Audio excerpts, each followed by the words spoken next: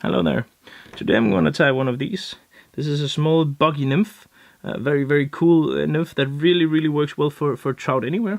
I use a black tungsten bead here because this one is, I'm going to use this for upstream fishing in a river.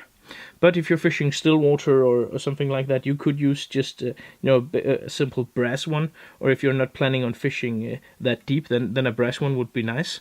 But depending on depth and stuff like that, and on how you plan to fish this, then you can change things up with just the head thing. And one thing that I really learned from fishing in New Zealand and stuff like that is that you probably don't need 100 different patterns, but different sizes and different weights to your fly can really make the difference. So I end up often, I do not have that many patterns in the box, but I have three different weights in the box. I have one that is not weighted, then I have one with brass, and then I have one with tungsten most often.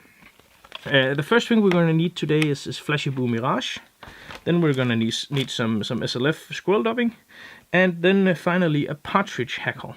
So basically this is a fairly simple fly, but do not be fooled. This really is a fly that stands out and has performed excellent for me many times.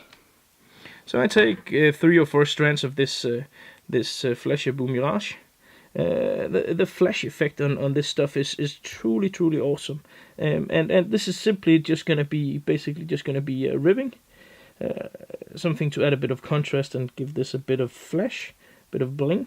So as you can see, I tie fairly far down into the hook bend here, like so, and then I'm just gonna let that dangle there. Then I'm gonna take my dubbing here, and this is a natural gray color, and a nice color for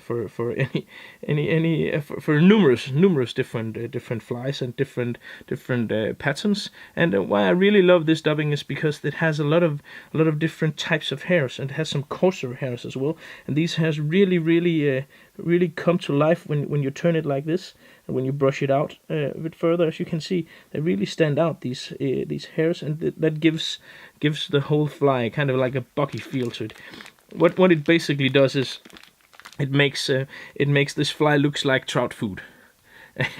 And basically that's what you want. So this fly may not be the most specific imitation ever, but what this really is it's something that looks like food. It has all the characteristics of something that would drift downstream close to a trout, and trouts only get that many opportunities to feed during a day. So and the only way they can actually learn how to what is food and what is not is simply to grab whatever passes them by. So basically, often it can be a better and a more wise choice to simply use something that looks a little like everything, but really has that look of food on it, more than something that is completely realistic and completely looks like a specific species of let's say a mayfly nymph, something like that. So basically, as you can see, I've built this. So it tapers, it's thin, and then it gradually becomes thicker and thicker, and then I take these flash and I turn it so it becomes a rib here, adding some contrast and adding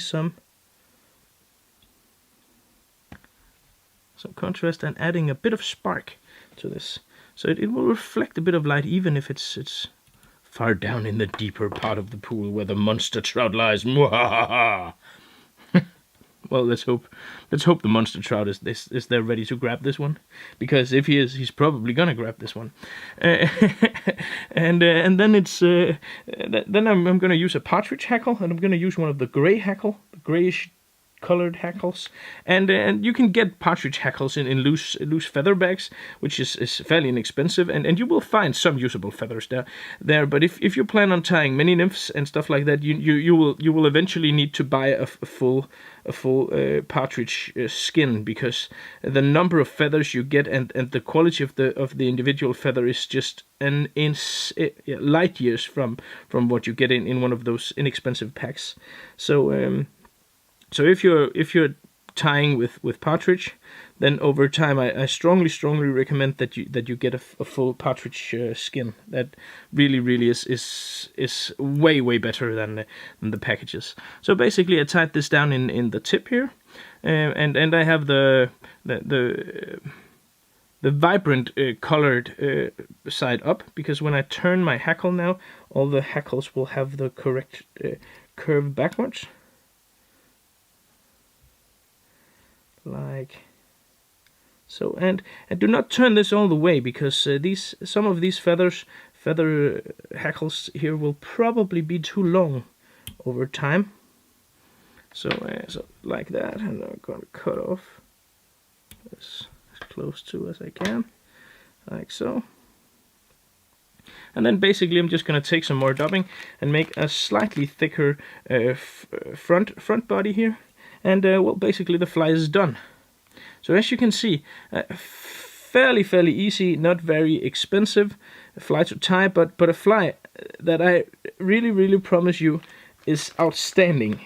Works Wonderful, at least on the trouts I've cast this to, and grayling, of course. Trout and grayling I've thrown this fly at, both in Denmark, in New Zealand, and in well, Norway and Sweden, but also in Slovenia.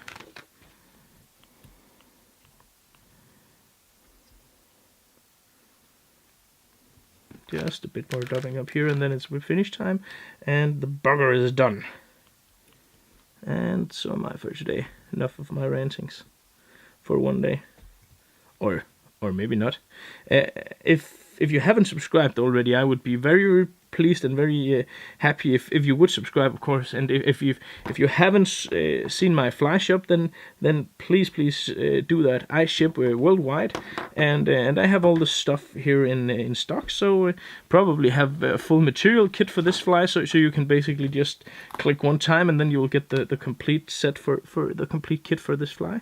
And basically I'm just gonna take my dubbing brush here, and I'm gonna brush everything so it gets a bit more of that boggy look to it, a bit more of that